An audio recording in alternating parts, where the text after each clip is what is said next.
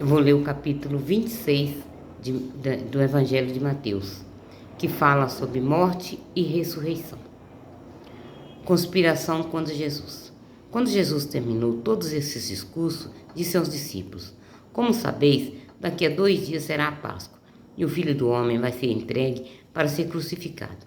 Então os sumos sacerdotes e os anciões do povo reuniram-se no palácio do sumo sacerdote, que se chamava Caifás, e juntos resolveram prender Jesus por astúcia e o matar. Diziam, porém: Não faremos isso durante a festa, para não haver tumulto no meio do povo. O jantar em Betânia. Estando Jesus em Betânia, na casa de Simão, o leproso, aproximou-se dele uma mulher trazendo um jarro de alabastro, que continha um perfume muito caro, e derramou sobre a cabeça de Jesus, enquanto ele estava à mesa. Vendo isso, os discípulos ficaram indignados e diziam: Para que esse desperdício? Esse perfume poderia ser vendido por um alto preço, para se dar dinheiro aos pobres. Jesus o percebeu e disse: Por que incomodais essa mulher? Ela praticou uma boa ação para comigo. Com efeito, pobres sempre tereis convosco, mas a mim nem sempre tereis. Derramando esse perfume sobre meu corpo, ela o fez em vista de meu sepultamento. Na verdade vos digo, em toda parte onde for pregado esse evangelho, no mundo inteiro também será contado em sua memória o que ela fez. Judas prepara a traição. Então um dos 12, chamado Judas Iscariote, foi entregue com seu sumo sacerdote e lhes disse: Que me dareis se eu vos entregar Jesus? Eles lhe pagaram 30 moedas de prata. E então, naquela hora, procuraram uma boa ocasião para entregá-lo. A última ceia.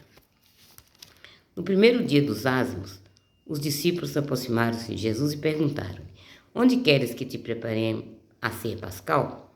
Respondeu ele: Ide à cidade, à casa de um certo homem, e dizei-lhe: O mestre manda dizer-te: Meu tempo está próximo, e é em tua casa que vou celebrar a Páscoa com meus discípulos. Os discípulos fizeram como Jesus lhe ordenara e prepararam a Páscoa. Ao cair da tarde, ele se pôs à mesa com os 12, e enquanto comiam, disse: Na verdade vos digo, um de vós vai me trair. Eles, muito tristes, começaram a perguntar um após outro: Por acaso sou eu, Senhor? Ele respondeu: Alguém que pôs a mão no meu prato comigo é esse que vai me trair. O Filho do Homem vai, como a respeito dele está escrito: Mas infeliz daquele pelo qual o Filho do Homem é traído. Para ele seria melhor nunca ter nascido. Então Judas, que ia entregá-lo, perguntou por sua vez: Acaso sou eu, mestre? Tu o disseste, respondeu Jesus. Enquanto comiam, Jesus tomou um pão, pronunciou a bênção, partiu e deu aos seus discípulos, dizendo: Tomai e comei, isso é meu corpo. Depois tomou um cálice, deu graças e passou a eles, dizendo: Bebei deles todos, pois este é meu sangue, o sangue da minha aliança, que é derramado por muitos para a remissão dos pecados. Eu vos digo, não beberei mais desse fruto da videira, até o dia em que eu beber convosco de novo no reino de meu Pai. Anúncio da negação de Pedro. Depois de cantar o hino, saíram para o Monte das Oliveiras. Então Jesus lhe disse: Esta noite vós todos ireis cair, por minha causa, porque está escrito: Ferirei o pastor e as ovelhas do rebanho se dispersarão. Mas depois de haver ressuscitado, ireis à vossa frente, para a Galiléia. Pedro, tomando a palavra, disse: Mestre, que todos caiam por tua causa, eu jamais cairei.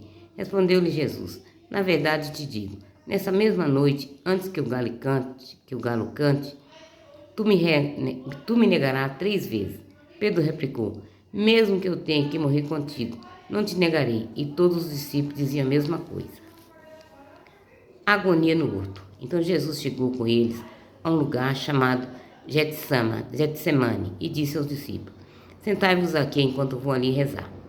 Levou consigo Pedro e os 2 filhos de Zebedeu.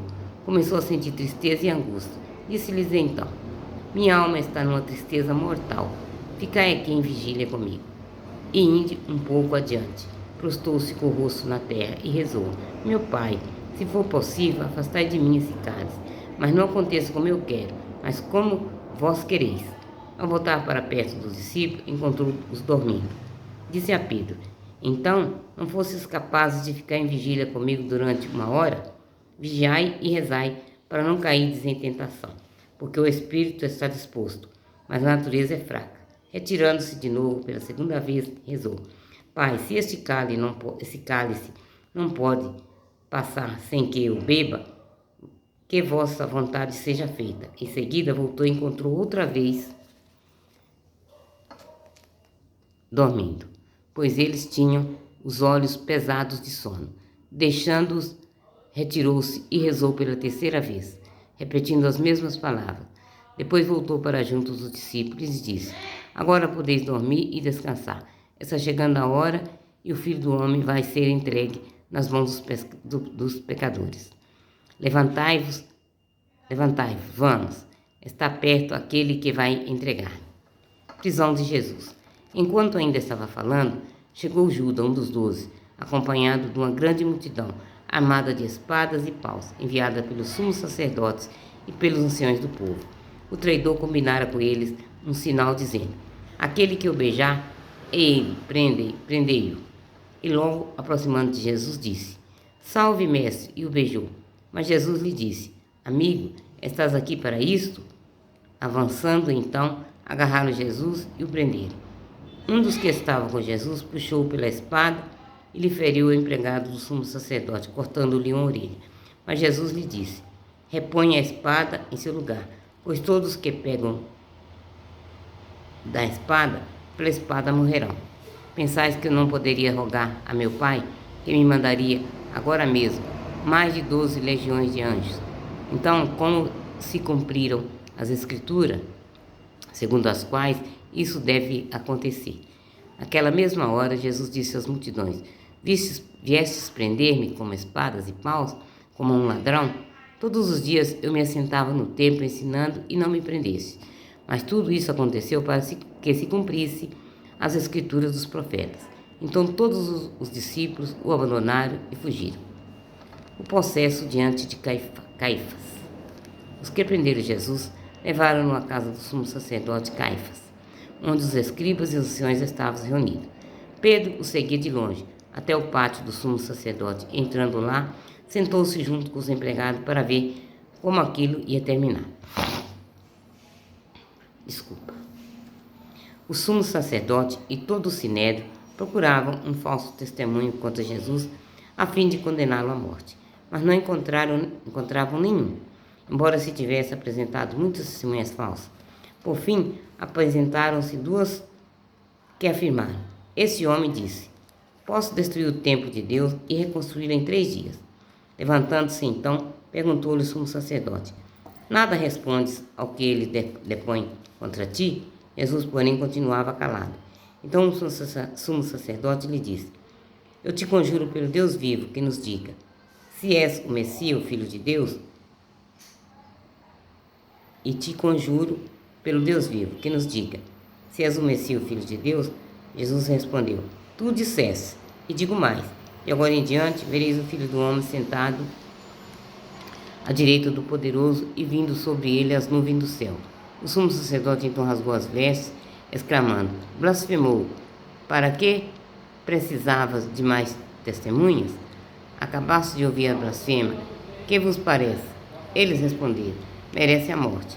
Começaram a cuspir-lhe no rosto e a dar-lhes bofetada, dizendo: Mostra que és profeta, ó Messias. Quem te bateu? As negações de Pedro. Entretanto, Pedro estava sentado lá fora no pátio. Chegou perto dele uma empregada e disse: Tu também estava com Jesus o Galileu? Ele negou na presença de todos, dizendo: Não sei de que está falando.